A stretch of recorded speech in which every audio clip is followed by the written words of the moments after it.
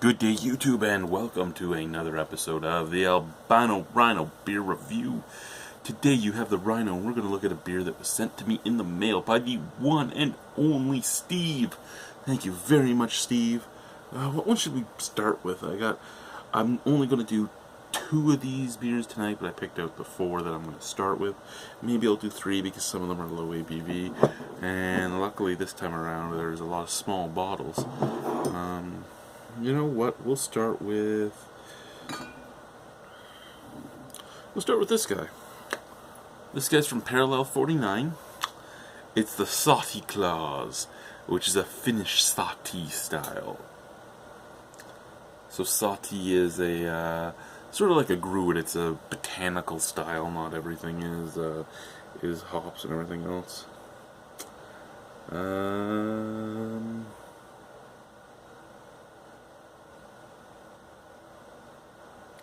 Made with rye, barley, and juniper berries.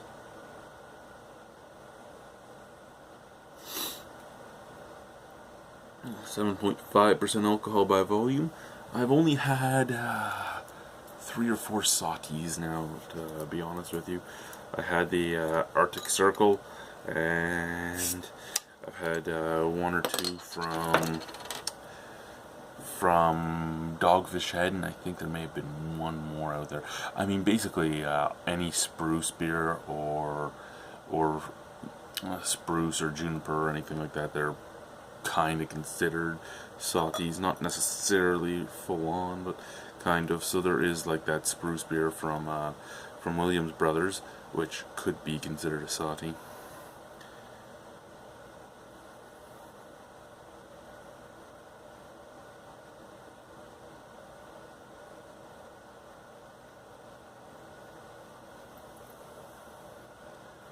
Alrighty. So unfiltered, very cloudy. Head, well, color is a deep ruby red, like deep. Head, big bubbles, little snap, crackle, pop. But that is a nice dark head, a nice like mocha head. It's a good looking beer, it really is. Smell?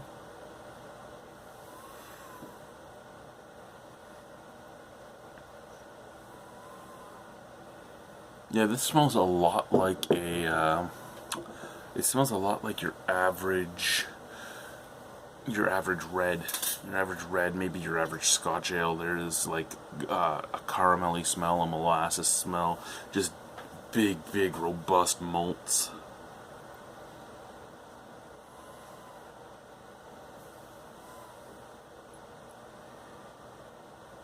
Even knowing there's juniper in there, I don't think I'm picking any up nose-wise, but I'm just using juniper berries, not juniper twigs, so I should actually be picking up that botanical yet sweet / sour scent, but I'm not. Yeah, let's get into the beer and try it. Cheers, boys and squirrels.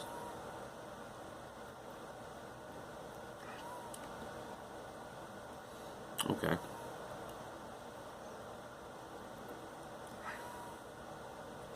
So that Scotch ale, brown ale-esque flavor is fighting. It's fighting with the juniper berries, and it's fighting with the rye. So you get a lot of that molasses again. You get a lot of molasses. You get a lot of malt. Big on both of those counts. And then,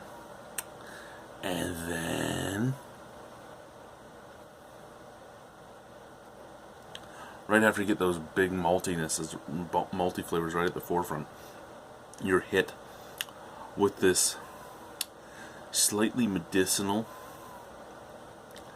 well, not slightly, it's very medicinal spike that hits right in the middle and it goes all the way through.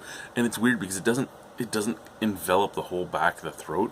It actually does hit directly in the middle, and it lasts and it lasts and it lasts. It goes from the moment you start tasting it, which is right after those malt flavors hit your palate, bang, this slightly medicinal, kind of medicinal, metallic, dirty juniper berry flavor comes in. And you mix that with a slightly heavier body thanks to the rye, and a slightly zangier back end because of the rye.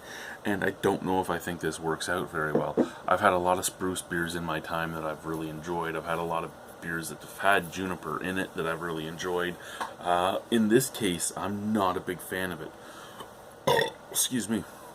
You all know how I feel about Rogue, which is I have a kind of a hate-hate relationship with Rogue. I think they make a better juniper beer.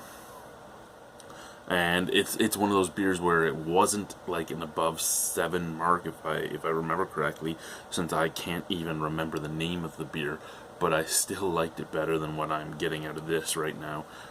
So I guess out of 10 on this, I'd give it maybe a 6, maybe. Let's give it one more sip and see, because that medicinal taste is really what's turning me off.